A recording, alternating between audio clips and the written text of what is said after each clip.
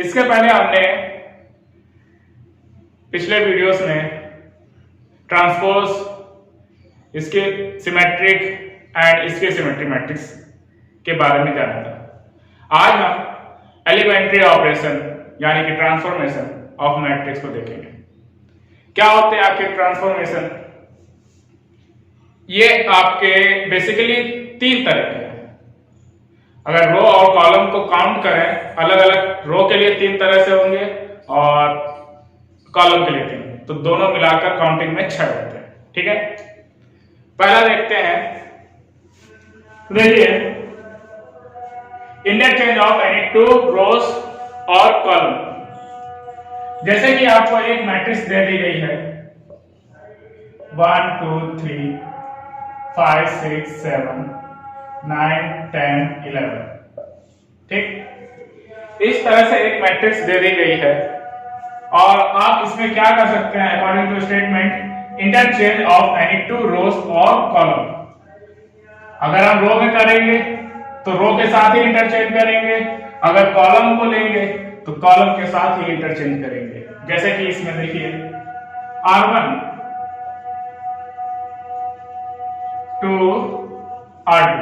ठीक है, तो क्या हो जाएगा?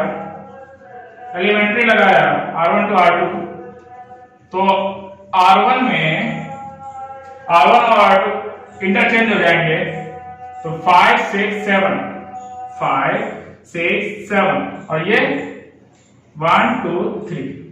बाकी R3 से कोई लेना देना नहीं है हमको, तो ये इधर रह जाएगा। चाहे तो हम R2 इंटरचेंज R3 कर सकते हैं। ठीक है, तो फिर क्या कर सकते हैं? और लगाकर इसी में देखिए, जैसा चाहे आप R2 इंटरचेंज R3 कर लीजिए। तो यहां से देखिए R1 सब लेना देना नहीं हमको, तो R1 अपनी जगह पर रहेगा, R2 और R3 आपस में चेंज हो जाएंगे। तो ये 9 10 11 5 6 7। ठीक है, इस तरह से हो जाएगा। अब यही चीज आप कॉलम के साथ में कर सकते हैं, यानी कि A इक्वल टू आपका क्या है? 1 2 3 5 6 7 9 10 11। ठीक, अगर हमने ट्रांसफॉर्मेशन बाय कॉलम, तो देखिए क्या हो जाएगा? कॉलम ये वर्टिकली अरेंजमेंट जो है, तो ये 2 6 10 1 5 9 3 7 11 हो गया। तो इस तरह से हमारा ये फर्स्ट हो गया। नेक्स्ट देखिए, सेकेंड ऑपरेशन क्या, किस प्रकार से ट्रांसफॉर्मेशन कर सकते हैं मैट्रिक्स में? Multiplication of the elements of any two row और columns by non zero numbers. यानी कि इसमें जिस प्रकार देखिए मैट्रिक्स हमने ले ली है, सपोज 1 2 3 4 5 6 7 8 9। सपोज एक मैट्रिक्स है हमारे पास ये। अब अगर हम multiplication of the elements of any two row of any row और कॉलम बाय नॉन जीरो, यानी कि जिस नंबर का हम रो में मल्टीप्लाई या कॉलम में मल्टीप्लाई करेंगे वो नॉन जीरो होना चाहिए, जीरो नहीं ले सकते। ठीक है, तो R1 में हमने क्या किया? 2R1, तो R1 चेंज टू 2R1। तो देखिए A इक्वल टू क्या हो जाएगा? 2 1 into 2 4 into 2 8 7 into 2 14। बाकी आप ऐसे ही रहेगा। ठीक है, 3 6 9। ठीक है, इस तरह से ये हो जाएगा। अगर हमको कॉलम में करना होता, देखिए C1 चेंज टू 3C1, तो क्या हो जाएगा? 3 कॉलम में आएंगे 2 6 3 या 6, 3 3 या 9, बाकी आप ऐसे ही नोट कर लेंगे आप, ठीक है। तो हमको रो में करना होगा, तो रो आप जानते हैं हॉरिजॉन्टली चेंजमेंट कर सकते हैं किसी स्केलर मल्टीप्लाई स्केलर नंबर जो कि नॉन जीरो होना चाहिए, मल्टीप्लाई कर सकते हैं, कॉलम में भी वही कर सकते हैं। अब देखिए हमारे पास थर्ड है, देखिए एलिमेंट्री में थर्ड कंडीशन, ध्यान से पढ़िए।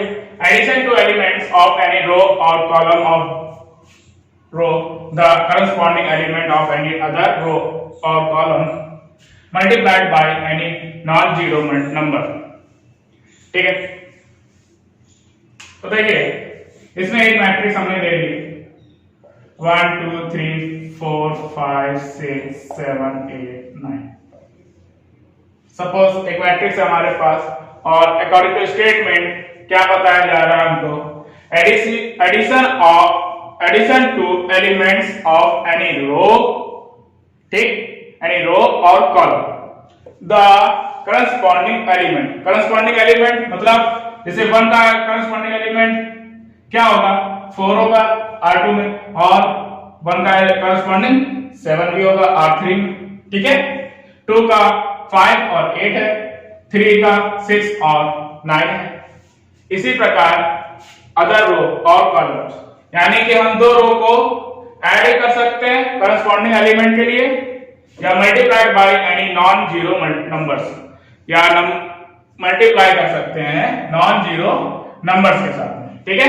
जैसे कि R1 है, change to R1 plus 2R2, R1 में किसी अदर रो,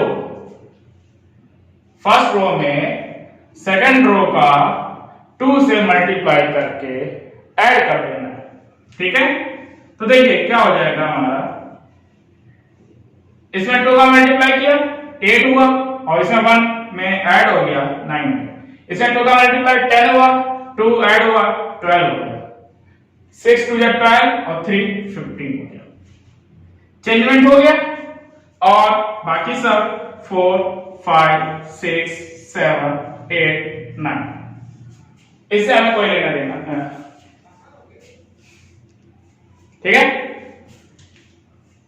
9 12 15 4 5 6 7 8 9, बाकी आपका आ गया। इसी प्रकार से चाहे तो हम C1 चलिए इसमें कुछ और चेंज करते हैं, C2 में C2 प्लस 2C1 या 3C1 4C1 कोई भी नंबर ले सकते हैं, बस वो नॉन जीरो होना चाहिए, वो नॉन जीरो होना चाहिए, क्योंकि जीरो लेने पर मैट्रिक्स जीरो हो जाएगी। तो देखिए C2 क्या है, ये इसमें चेंजमेंट होगा, और C1 में 2 का मल्टीप्लाई करके ऐड करेंगे, तो 2 का मल्टीप्लाई 1 में हुआ और ऐड हो गया इसमें चेंजमेंट नहीं हो रहा है तो लिख लेंगे, इसमें चेंजमेंट नहीं हो रहा है तो इसको भी नोट कर लेंगे ऐसे। अब देखिए 2 का मल्टीप्लाई इसमें ऐड किया 4 हो गया, 2 8 और 5 13 हो गया, 14 और 8 22 हो गया, ठीक। इस प्रकार से हमारी ये एलिमेंट्री कंप्लीट हुई, हो गए 3 रोज के हो गए, 3 कॉलम में भी हो गए। अब देखिए एक डाउट आपने पूछा ही नहीं, या आपके मन में हो सकता है कि क्या ये एलिमेंट्री इसके इक्वल होगी, तो जवाब है नहीं। आपने बेसिक में सीखा है कि मैट्रिक्स इक्वल तभी होती हैं जब उनके करस्पॉन्डिंग एलिमेंट इक्वल होते हैं, ठीक है, जब उनके करस्पॉन्डिंग एलिमेंट इक्वल होते हैं। अगर हमने ट्रांसफॉर्मेशन कर दिया तो क्या है, मैट्रिक्स तो चेंज हो गई, ठीक है। तो जो एलिमेंट्री करा है उसके बाद जो मैट्रिक्स आ रही है वो चेंज हो गई। और ये क्यों यूज करते हैं हम, ये हम आगे चलकर ए इनवर्स में यूज करेंगे, ठीक है। तो देखिए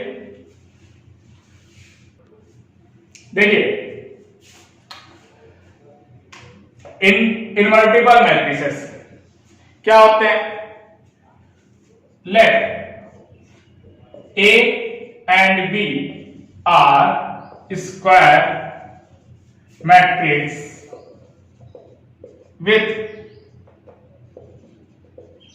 same order m cross n of AB equal to BA equal to I.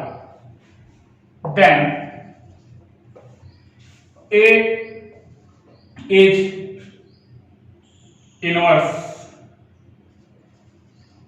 of B and B is inverse of A. देखिए इनवर्टिबल मैट्रिसेस, इसमें क्या है? लेट कर लिया A and B are square matrix with same order m cross n of AB equal to BA equal to I. ठीक, then AB equal to BA and BA equal to I, तब A is inverse of B and B is inverse of A. एक दूसरे में ये दोनों एक दूसरे के इनवर्स होंगे। ठीक है, अब जैसे कि एक मैट्रिक्स ले रहे हैं हम,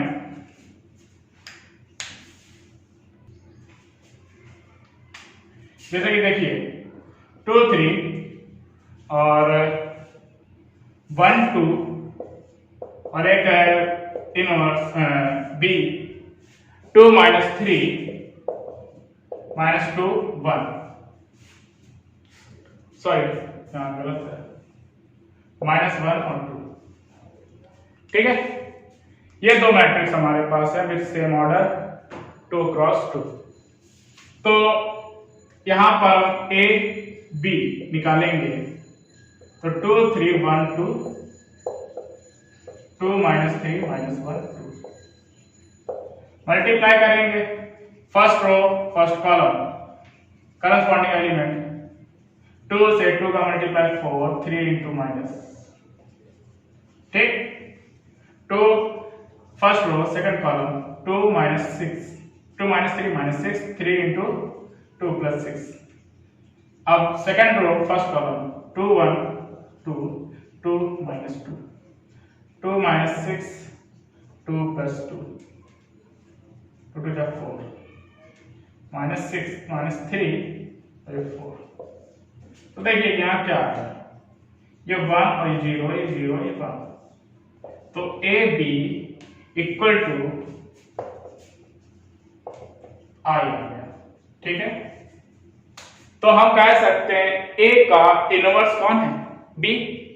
अब इसी प्रकार से उल्टा देख लीजिए बी इंटू ए, यानी कि बी -3 -1 2 3 1 2 मल्टीप्लाई कर लेंगे 2 2 जा 4 -3 इंटू -3 2 3 जा 6 and -6 -2 + 2 -3 + 4, तो क्या हो जाएगा 1 0 0 1। तो देखिए यहां पर इन दोनों का मल्टीप्लाई करने पर आइडेंटिटी आई आ गई। ठीक है, तो हम यहां कह सकते हैं इसका इनवर्स ये। ठीक है, क्योंकि आपको मालूम है a into A inverse equal to identity होता है। इसी प्रकार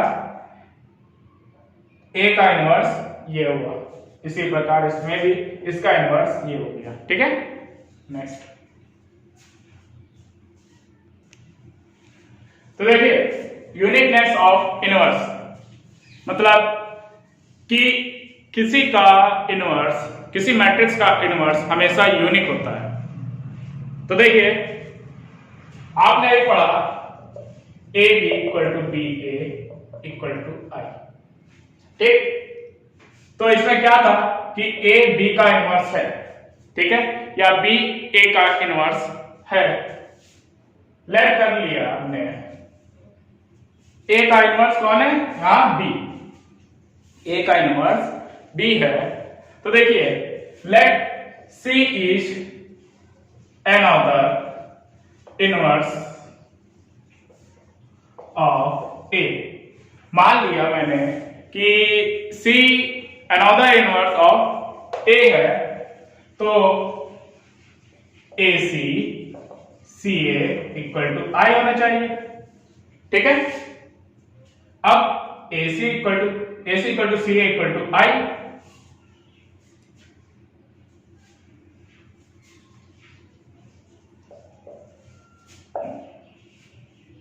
तो देखिए b इक्वल टू हम क्या कर सकते हैं, b इंटू आई ले सकते हैं, ठीक है। आइडेंटिटी मल्टीप्लाई करने से कोई फर्क पड़ता नहीं है। अब b i इक्वल टू क्या हो जाएगा, AC पुट कर दिया, ठीक है। और BA ये C हो गया, और BA क्या है आपका, I है, IC। तो B इक्वल टू C। तो यहां पर हमको पता चल गया कि किसी मैट्रिक्स का इनवर्स हमेशा यूनिक होता है, यानी कि एक ही मिलेगा आपको, अगर कोई और मैट्रिक्स नहीं बनेगी इनवर्स में, ठीक है। क्योंकि हमने सी को अनदर इनवर्स मानकर ए का किया, तो वो बी के इक्वल ही आ गया, जबकि बी क्या था, ए का इनवर्स था, और वही बी सी के ही इक्वल है, ठीक है। चलिए देखिए अब हम ये प्रूविंग भी साथ ही साथ कर लेते हैं। तो prove that A B whole of inverse equal to B inverse into A inverse, ठीक। इसको कैसे करेंगे आप, देखिए अभी आपने पढ़ा है A inverse equal to A into A inverse equal to I. तो इसी प्रकार A B into A B whole inverse equal to I हो जाएगा, ठीक है। अब हमने यहां क्या किया, pre multiplying by A inverse, pre multiplying by A inverse, यानी कि आगे रखकर मल्टीप्लाई करना है हमको। तो A inverse A B dot A B, ठीक है। ये क्या होगा, A inverse into A into B, A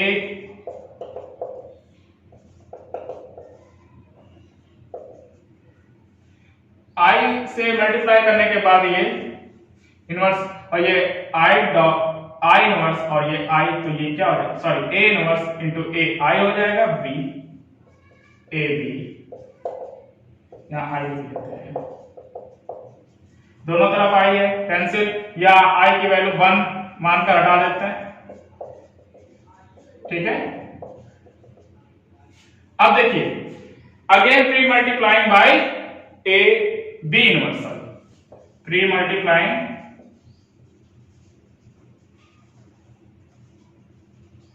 bye B inverse, क्योंकि यहां बी रह गया और सी, ठीक है। तो देखिए यहां पर आ जाए, तो b इंटू बी इनवर्स हो जाएगा A B whole of inverse B inverse into A inverse. Pre multiplying लिख दिया है मैंने, इसलिए ये आगे ही मल्टीप्लाई होगा, क्योंकि मैट्रिक्स में A B equal to B A में बहुत डिफरेंस होता है। अभी यहां पर आइडेंटिटी के इक्वल है, तो इसमें कोई प्रॉब्लम नहीं है। ठीक है, तो ये कैंसिल हो गया, ये आई हो गया ए बी, तो इसको छोड़ देंगे अब हम।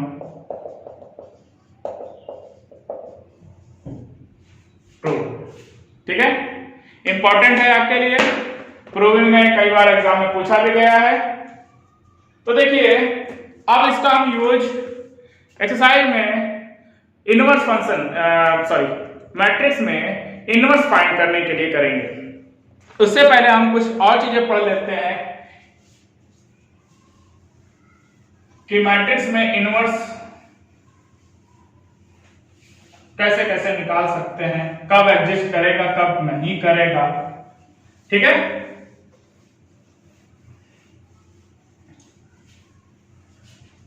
तो इनवर्स कब एग्जिस्ट करेगा कब नहीं करेगा, तो कंडीशन पहली क्या है, स्क्वायर मैट्रिक्स होना चाहिए।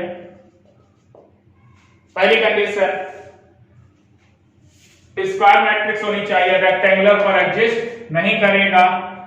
ठीक है, तो इस पर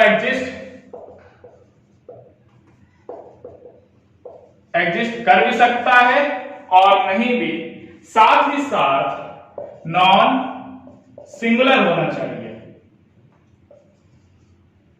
तो स्क्वायर नॉन सिंगुलर होना चाहिए। कैसा होना चाहिए, नॉन सिंगुलर। नॉन सिंगुलर क्या होता है, अगर उस मैट्रिक्स का डिटर्मिनेंट 0 के इक्वल नहीं है। डिटर्मिनेंट का पार्ट आ गया यहाँ, पूरा डिस्कशन हम आगे चैप्टर में करेंगे डिटर्मिनेंट का। तो अभी के लिए आप इतना सीखिए कि नॉन सिंगुलर और सिंगुलर क्या होते हैं।